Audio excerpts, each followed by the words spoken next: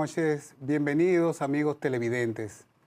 En el día de hoy tenemos un tema que concierne a una gran parte de la población, una población penitenciaria que ha vivido en lo que se puede llamar la antesala del infierno, porque las cárceles dominicanas tienen una triste y larga historia. Pero ha habido cambios. Ha habido un nuevo modelo de gestión penitenciaria impulsada por un pionero que ha sido reconocido en países centroamericanos. Inclusive hay una escuela que lleva su nombre sobre el tema de la actuación penitenciaria. Porque no es solo que la persona cumpla su condena, sino que la cárcel deje de ser una escuela de criminales y que sea un paso de reinserción de la persona que cometió un error a la sociedad. Para eso tendremos como invitado hoy a Roberto Santana, un expreso también, y que compartirá con otro expreso que está aquí a mi lado. O sea que vamos a hablar con gente que tiene no solamente la teoría del asunto penitenciario, sino también la vivencia de ellos. Imagínate, yo estuve en enero de 1960 en la 40 y condenado a 5 años. Después, en 1969, detenido y condenado a 6 meses. Y luego de ese paso, también volví a ser detenido y llevado a la penitenciaría que estaba creándose. Tuve el significado de tener un acontecimiento único en el mundo. Soy el único sobreviviente que ha estrenado una cárcel y la vio desaparecer. La penitenciaría que había en la capital y que se creó y que duró solamente un tiempo. Fui el primer preso, el otro fue José Israel Cuello, fueron los 2 primeros que entramos. Luego fui condenado a 5 años y cumplido los 5 años. Y después de los 5 años volvieron a detenerme. Es decir, yo pasé 6 años en la Victoria. 6 años en la Victoria. Y la Victoria y la 40 son los mejores signos de la representación de la brutalidad que ha representado la cárcel en el país. No son un espacio de rectificación, sino de legitimación de la prostitución y la degradación civil. Creo que con Roberto podemos tener una conversación adecuada que pueda aprovecharla la población para seguir reclamando la modernización y el cambio en esa vergüenza que son las cárceles de este país. Señores, y antes de pasar al otro bloque, como siempre buscamos una noticia del Estado Dominicano que nos llame la atención. Y acaba de pasar un congreso dirigido por la OASI, que es una organización de Naciones Unidas para ayudar al transporte aéreo, donde participaron más de 600 delegados de 92 países. ¿Cuál es la importancia de esto? Bueno, el presidente lo dijo hace muy pocos días en la semanal, de cómo ha aumentado el flujo de turismo a la República Dominicana por el aumento de la conectividad. Señores, ya superaron los turistas a la población de la República Dominicana. O sea, ese éxito se debe a todo ese trabajo. Y ahora, en este último acuerdo, varios países siguieron firmando acuerdos con la República Dominicana y memorandos también de entendimientos.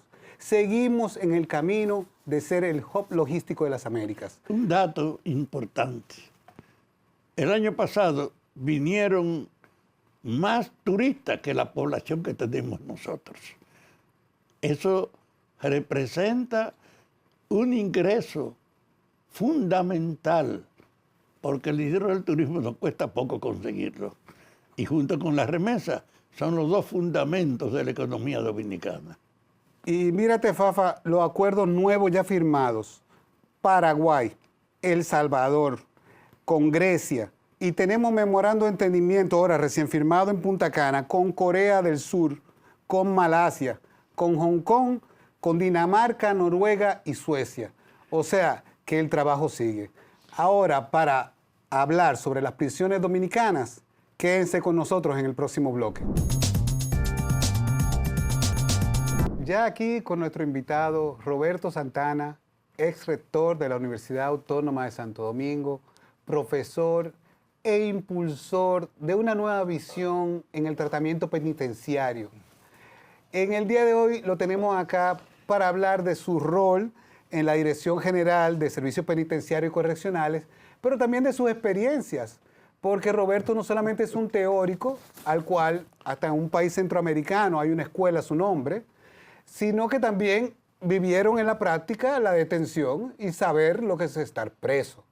Roberto, bienvenido a nuestro programa. Bueno, pero hay un detalle que hay que decirlo de él. Estamos en mayoría aquí, dos presos contra un liberado. Sí, pero no hay antecedentes de una persona que haya dedicado un tiempo por sí mismo a tratar de mejorar la tragedia que él había vivido en la cárcel. Es decir, Roberto, el rector de la universidad, es el abogado de oficio de las cárceles del país. Gracias, Rafa, gracias. Son muchos años ya que hemos estado luchando con esto, pero ¿en qué se ocupa la Dirección General de Servicios Penitenciarios?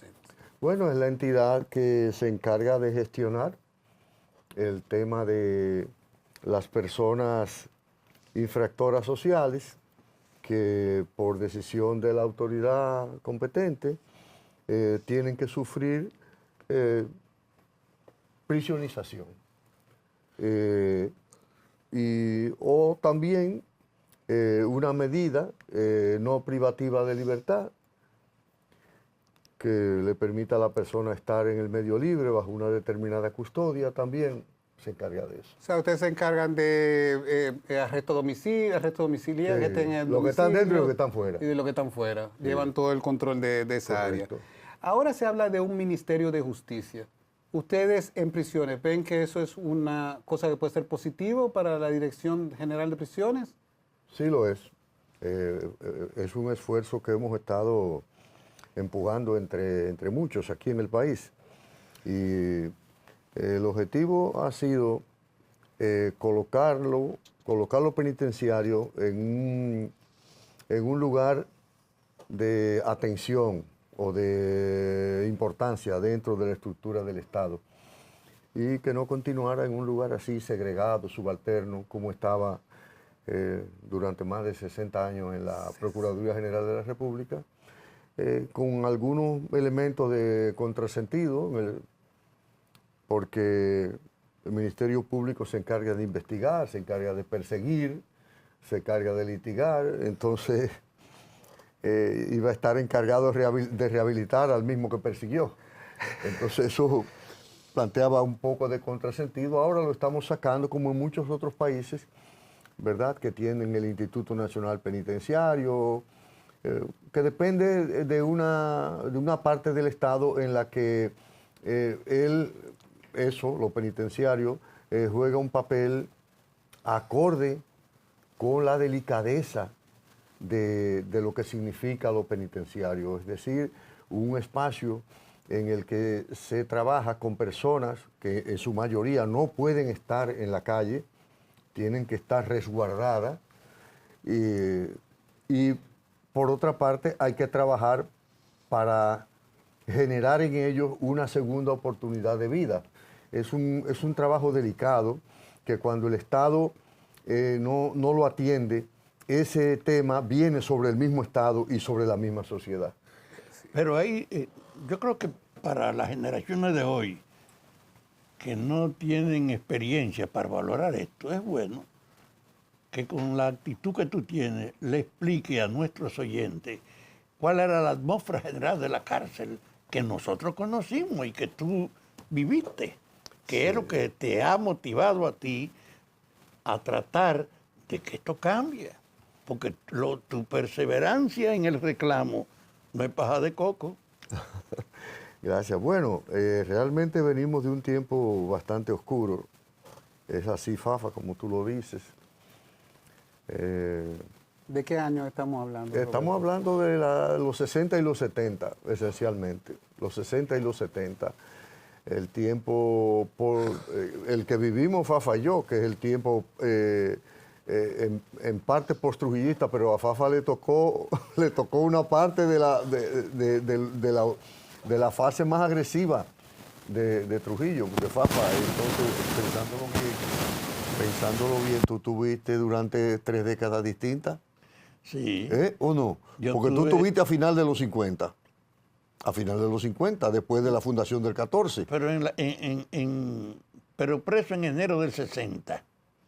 Después tuve décadas en el 70 y también estuve en los años 80, porque yo fui el que inauguró la penitenciaría La que fe. desapareció. De La fe. preventiva. La preventiva. La única persona del mundo que ha visto desaparecer la casa que le inaugura.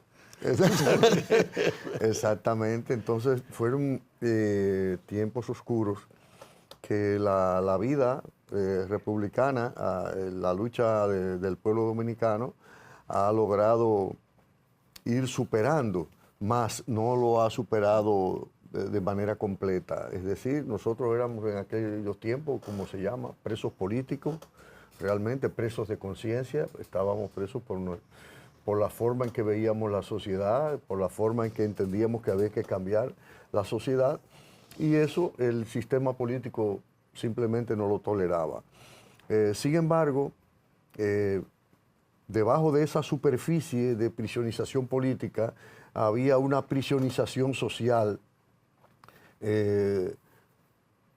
integrada por personas sin oportunidad, analfabetas, eso que ha hablado Nelson Mandela tantas veces, diciendo el mundo está lleno de presos pobres. De presos De pobres. personas que no tuvieron oportunidad, personas que no tuvieron el abogado adecuado en el momento, personas que no se supieron defender, personas a las que no le dieron la oportunidad de una negociación. Te robaste una lata de leche, bien, el dueño de la lata de leche y tú, vamos a negociar. ¿Qué vas a hacer para reponerte la lata de leche? Voy a hacer tal cosa. No le dieron esa oportunidad.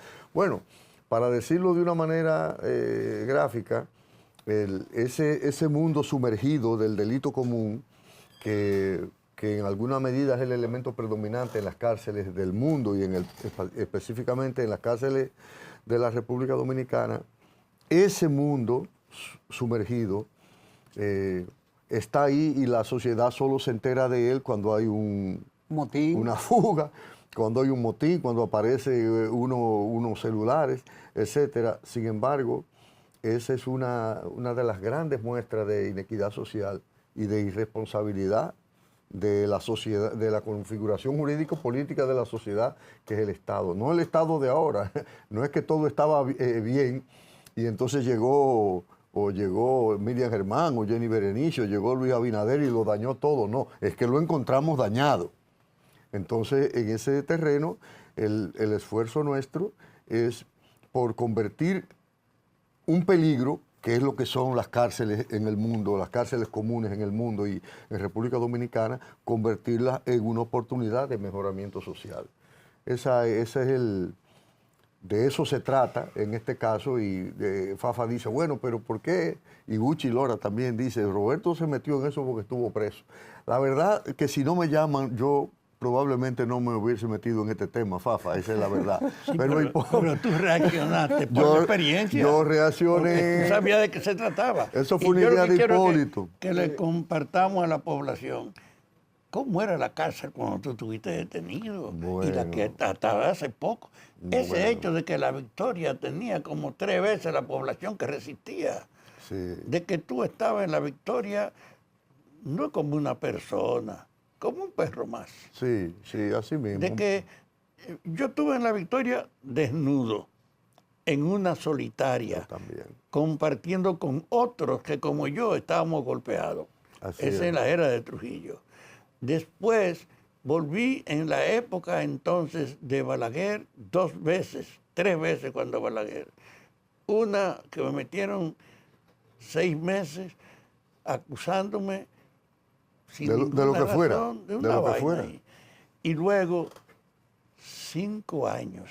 Y después de los 5 años, 6 meses más preso. En esos 5 años fue que Fafa y yo nos vimos en la cárcel, nos vimos de lejos, porque a pesar de que ya estábamos fuera de la dictadura de Trujillo, en el neotrujillismo, que significó el balaguerismo, en la solitaria que él estuvo en la época de Trujillo, en La Victoria. En esa solitaria me metieron a mí en la época de Balaguer y Fafa, que estaba junto con Chino Bujosa, Banco Peña y una cantidad de Rafael otros Charrúa. presos políticos, Charrúa y demás, pues le pedían, ellos estaban en un lugar llamado el hospital, le pedían a los de la cárcel, al coronel y demás, saquen a Roberto de ahí, porque éramos como 4 o 5 que estábamos en solitaria. Tráiganlo para acá. Estaba el porque Men, era, compañero. estaba Plinio, Había otro. estaba Tita Castillo. Tita Castillo.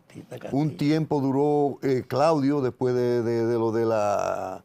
Del Caracoles. Después de lo de Caracoles. Y nunca me juntaron con mis compañeros. Siempre solo. Este tiene la 2 años fortaleza estuve ahí. de 2 que años. él convivió en la masa de los peores de la cárcel, más que nosotros que nos pusieron siempre en una zona aislada En una zona de aislada. los presos comunes. Mis recuerdos de visitar a mi padre a la cárcel es de llegar a esa zona común. A esa zona común donde ellos estaban todos juntos, los Sí. políticos, tenían libros, lograron tener libros y todo. Entonces no te pude ver, Roberto, en esos No tiempos. me podías ver, ni había libros, ni podía leer libros, ni podía leer y nada. oye la anécdota. Me tiraban la comida en el piso. En el piso. Recién en las vacaciones, Magali habla para que permitan que me lo lleven allá y que se pueda quedar conmigo una semana. Y dijeron que fue. sí. Y llevó un revolvito de mito, No, de agua, era una pistolita de agua. O sea, te refieres a Fafico. Fafico, sí. Sí. Y lleva allá, y cuando llegamos allá le dice, ¿y quién le dijo a usted que íbamos a aceptar que un muchacho aquí? No, no hay forma de eso. Él fue a quedarse, pero dijeron que no y lo rechazaron ahí. Y entonces el que está hablando se abajó y él sacó el revolvito y le tiró el agua. Y ese hombre se espantó, pero mire, tu hijo de puta, está Muchacho de chiquito". mierda. No, ahí el tipo dijo, con el fusil lo sobó, y dijo, pero eso es que a los comunistas hay que matarlos de chiquito. Exactamente. Mi mamá terminó yendo al periódico y todo para denunciar eso, pero el tipo cogió mucha cuerda, ¿sí? Entonces la cárcel era un centro de barbaridad, Era un pero centro sobre duro, todo de muy duro. inhumanidad. La comida de la cárcel, cuando tú te pones a pensar en lo que era eso, la que le daban a los presos comunes, al miserable que no podía comprarse nada, era una basura de comida. Claro. Yo conseguí una vez una lata. ¿Ustedes recuerdan una lata de salsa de tomate que era como de este tamaño? Sí, Linda, roja.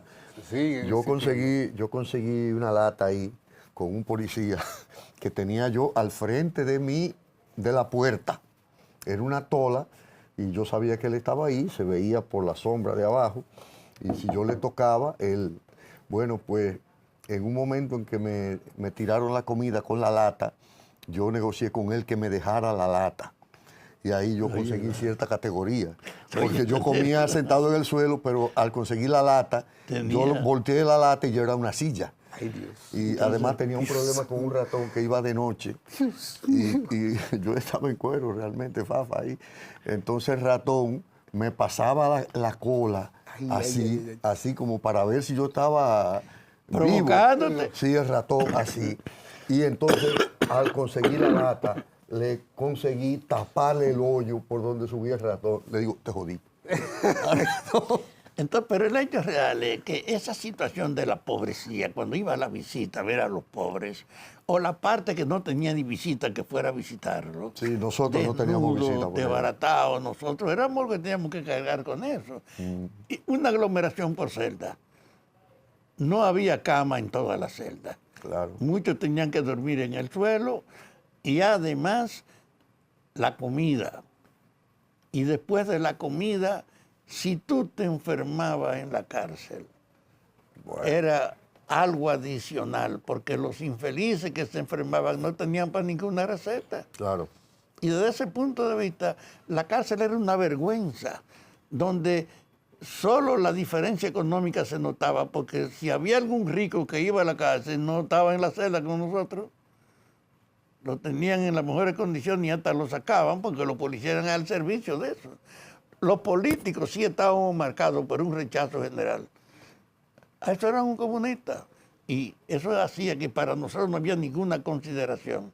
pero para los que podían tener dinero, había un chance de que hasta lo sacaban de la cárcel y iban. A pasear. Pero para nosotros lo que había era una vulgaridad en el Fafa, trato. tú recuerdas a un coronel llamado Carmelo Fernández. Sí. ¿Lo recuerdas? Bueno, Carmelo Fernández, el coronel de la policía, me han dicho que es el papá de Checho, el que es general Checho, hijo de Rosita Fadul. Ah, de Rosita Fadul. Sí.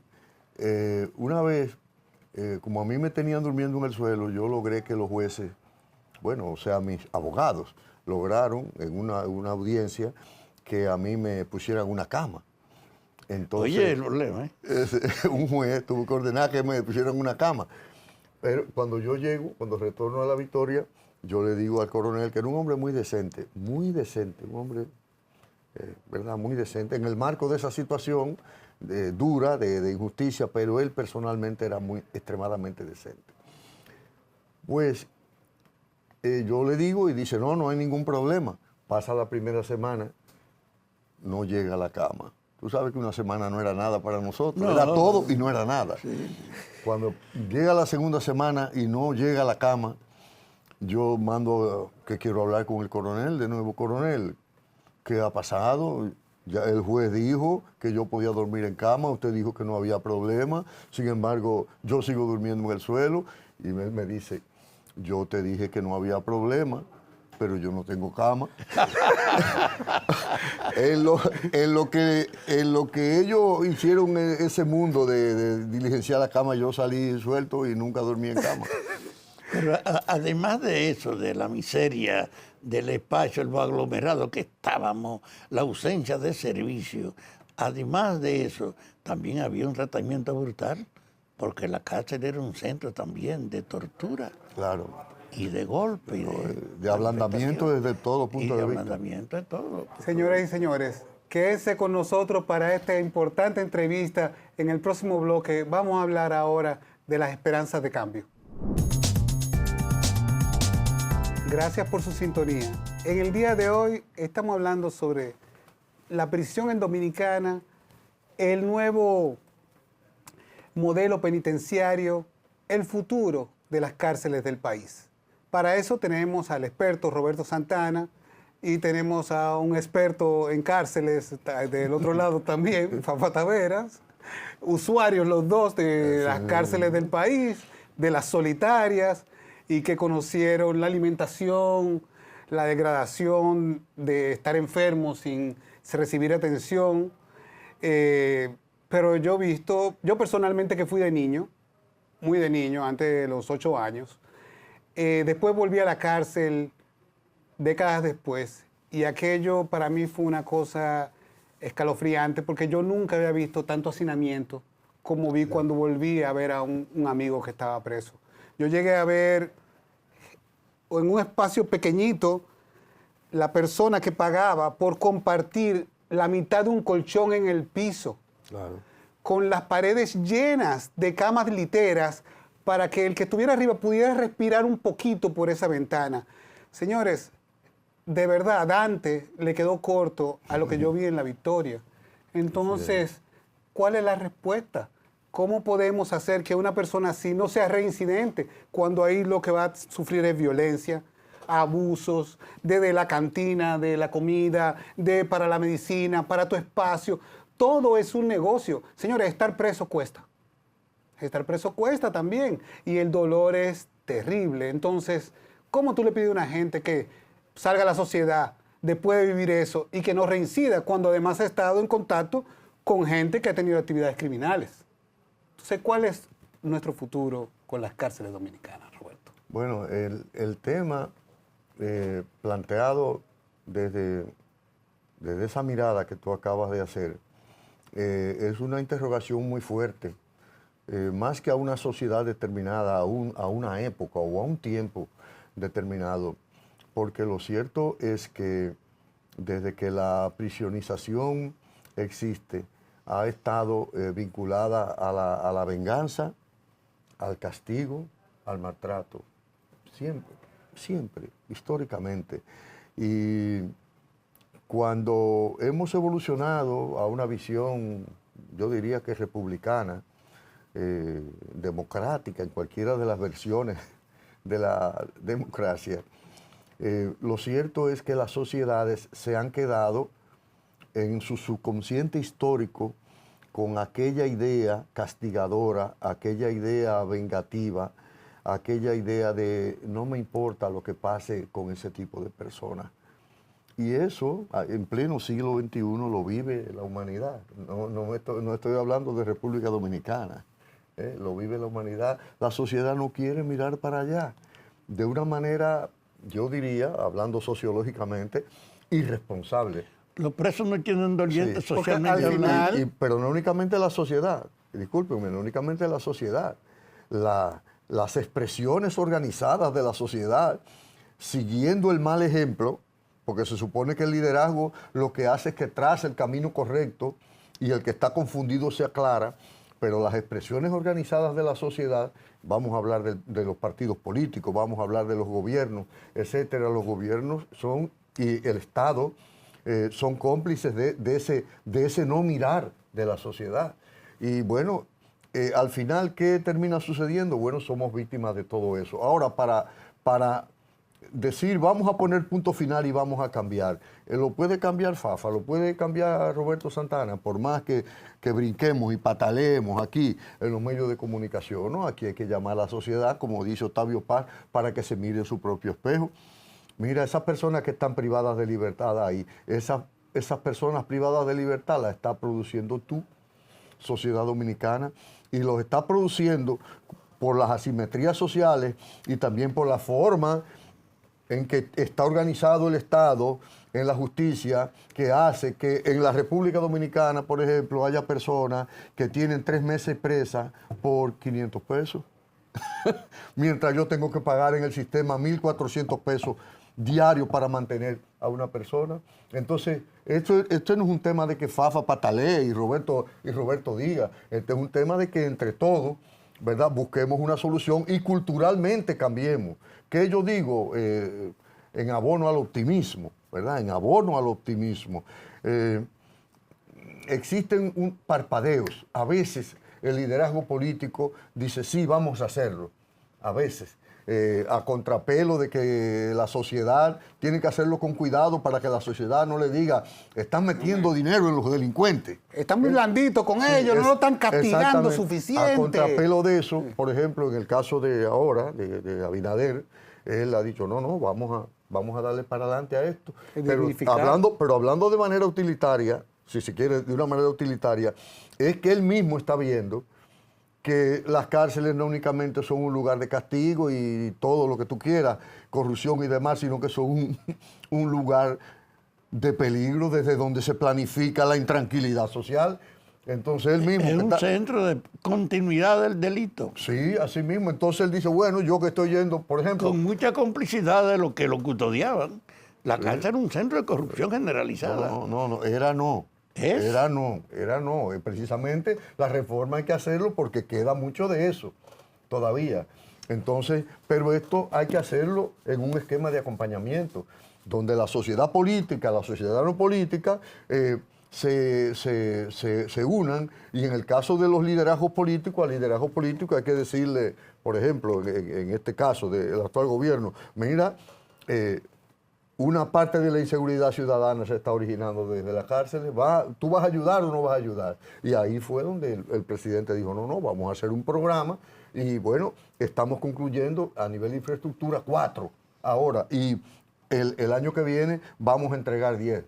Tú dirás, pero ¿y para qué tantas cárceles? No son cárceles nuevas. Es que estamos sacando las que están en las fortalezas militares y en los recintos policiales, las estamos sacando de ahí y convirtiéndolas en una prisión de verdad. Sí, en escuelas de segunda oportunidad y en lugares de control donde los privados de libertad y los empleados del Estado no son cómplices para cometer diabluras.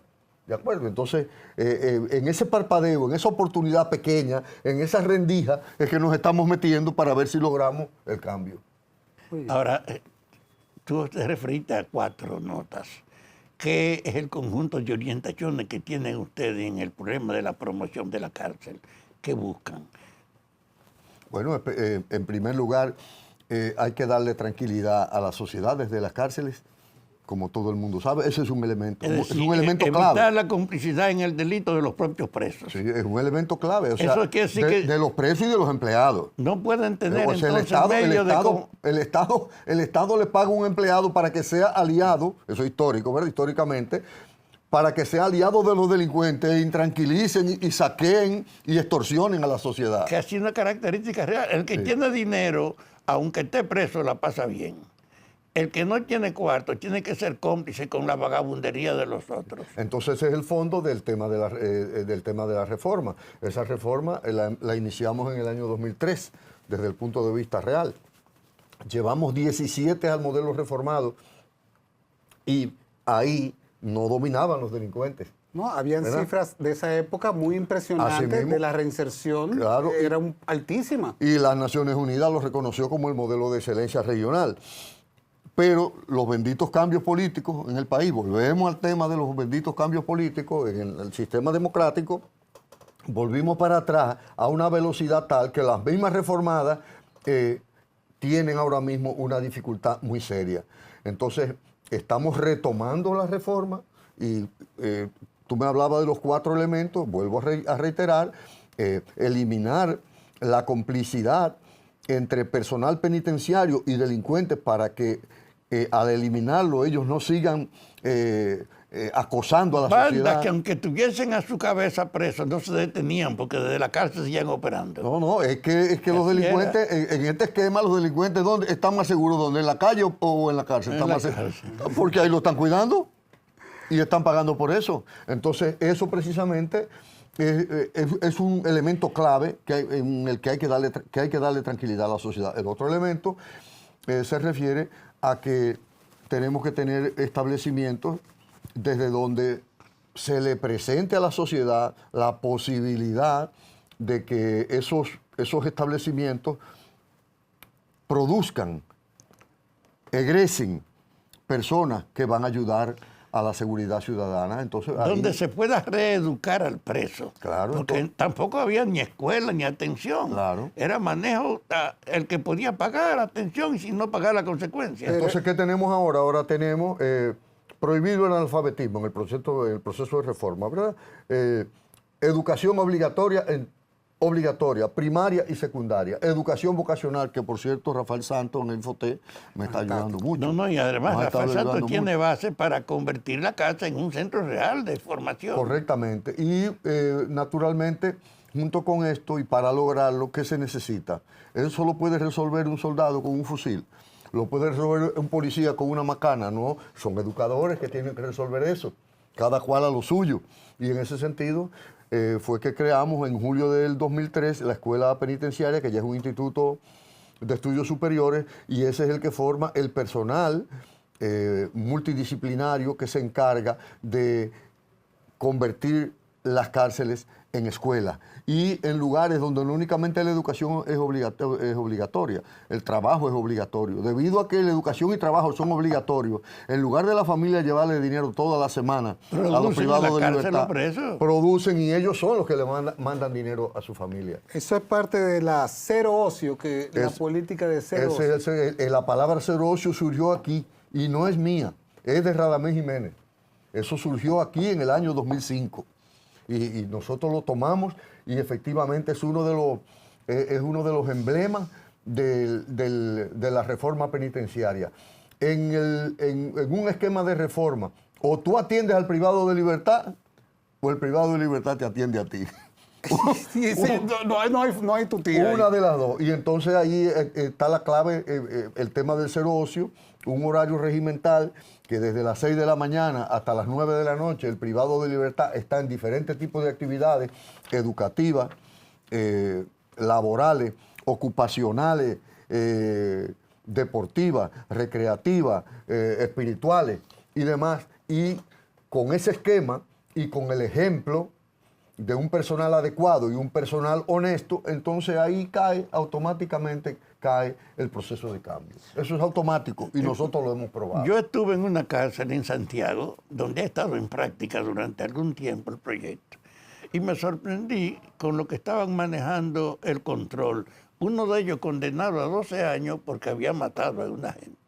Si yo tengo 8 años aquí y yo siento que merecía la pena, pero la estoy aprovechando. Sí. En la relación, en la actividad, en la formación, en la cultura, en la lectura.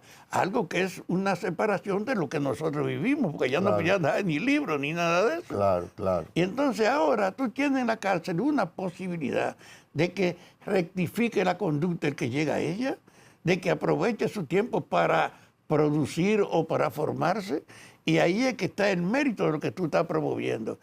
Infotec, que es el centro de formación de Santos, de Rafael Santos, sí, tiene, igual que Indotel, que Guido, que tiene 100.000 becas para manejar incluso el problema de la comunicación y controlar la comunicación como un medio también. Bueno, Guido ahora mismo acaba de donarnos el aula de internet de Las Parras. Fue el que la donó y estamos armando un acuerdo para que eso vaya para todo, para todas las áreas. Para nosotros es una novedad que vaya un profesor descendiente de Rafael Santos a formarte en la tecnología moderna. Así es. No es el oficio tuyo, sino en la tecnología moderna. O que con Guido la comunicación encuentre también un espacio, pero una prevención, para que el preso no pueda usar la comunicación como un medio de radio. No, claro, pero que eso siempre depende de la calidad del personal. Sí. ¿Qué es Las Parras, perdón? Las Parras primero es una comunidad de guerra que hace límite con Vallaguana. Ahí, en el periodo constitucional del 2016 al 2020, el gobierno decidió construir una cárcel para 8.500 privados de libertad. Yo me opuse severamente a ese tema. Siempre de lo que se trató y se ha tratado durante muchos años es de cómo sustituir la victoria. Entonces yo propuse... No cómo mejorarla, sino cómo sustituirla. Cómo sustituirla correctamente. Entonces yo lo que hice fue que propuse que se aprovechara la circunvalación, la avenida de Circunvalación, que arranca en Jaime, termina en la autopista de Samaná, por ahí por el aeropuerto, y eso le da la vuelta a la provincia completa. Le dije, coloquen ahí 9 cárceles de 1.000, de forma tal que todo el que caiga preso desde el oeste de la provincia hasta el este de la provincia lo ubiquen en el lugar que le quede más cercano. 9 de 1.000. Pero lo que hizo, y que hicieran eso aprovechando el hecho de que la mayor parte de esas tierras son del Estado. Claro. Del ingenio Jaina, Río Jaina, todo eso. Abarataba él. Abarataba. ¿Tú sabes lo que dijeron? Que no encontraron terrenos ahí. Entonces se fueron por allá, por Vallaguana, y en lugar de hacer 9 separadas, hicieron una megacárcel. Hicieron una megacárcel, algo que está totalmente contraindicado, pero atención, son... Yo diría que son prácticamente 200 edificaciones que hay ahí, prácticamente 200, y no teníamos la probabilidad como país de tumbar eso. Entonces lo que hicimos fue que lo segmentamos, lo readecuamos, lo rediseñamos, y cuando se ha dado la posibilidad, pues se ha retomado el tema sobre la base de lo que estoy diciendo, y entonces ya en este mismo mes empiezan a trasladarse los privados de libertad desde La Victoria para allá. Y la vida ahora internamente, imagínate un chino ocupación, o vinculado con Indotel formándote, o tú tienes base para la propia formación escolar que hay internamente. Claro. Y tú tienes base para seguir al día con literatura, cualquier tipo de formación. No, ya se registró la hija de Luis Checker, Ansel Checker, que es viceministra de Educación. Ahí está con este niño, el hijo de Atuey, que es el ministro del MINER. Ya se creó la escuela que va a funcionar en Las Parras y se le puso el nombre, se llama Eugenio María de Hostos. Oye, pobre, otra protesta si lo sabe, que le pusieron el nombre a la cárcel de los No, presos. porque acuérdate que él es un sembrador. Y lo que vamos a sembrar esperanza. Pero ahí había solo 14 aulas, para que ustedes lo sepan. Entre toda esa gente. Para 8.500 personas, 14 aulas, que solo si tú lo multiplicas por 20, son 200, 280 por ahí. y si lo multiplica por dos tandas, son 400 y pico, y sin embargo teníamos 8.000. ¿Qué tuve yo que hacer? Tuve que en cada uno de los cuadrantes hacer de una escuela de 22 aulas, 22, 22, 22, 22, y junto con esto, y ahí con el apoyo de Santos, el tema de un taller. Entonces, un taller por una parte y una escuela por otra en cada uno de los cuadrantes, eso es lo que da el denominado cero ocio. Sí, el hecho de que la cárcel se ha transformado en un taller y en una escuela modifica la naturaleza de que el criminal que llevaba salía peor y que además era un núcleo de actividad para continuar su propio oficio. Hay de hecho una base para la regeneración y de tu trabajo y del cambio. La propia sociedad se va a beneficiar, porque va a ser un centro productivo la cárcel. Y con ese espíritu optimista terminamos el programa de hoy. Gracias por su sintonía. Recuerden participar, que si no participan, lo que son es testigos de su vida. Hasta la próxima.